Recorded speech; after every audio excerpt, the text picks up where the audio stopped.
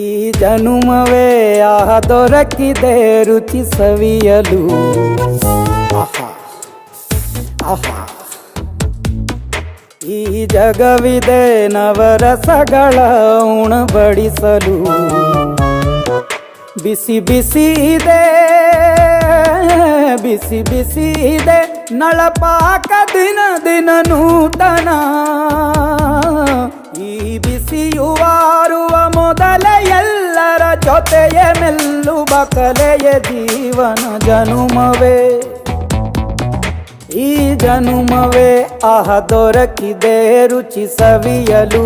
ಈ ಜನುಮವೇ ದೊರಕಿದೆ ರುಚಿ ಸವಿಯಲು.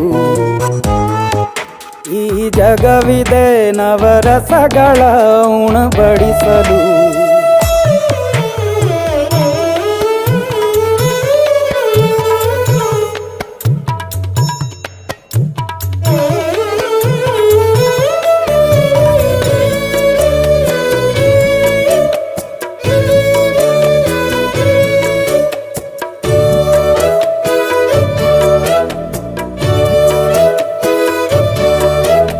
ಕುಚ್ಚಳು ಗಂಜಿ ಉಪ್ಪಿನಕಾಯಿ ಹೇಗೆ ಮಾಡಿವೆ ಗೆಳೆತನ.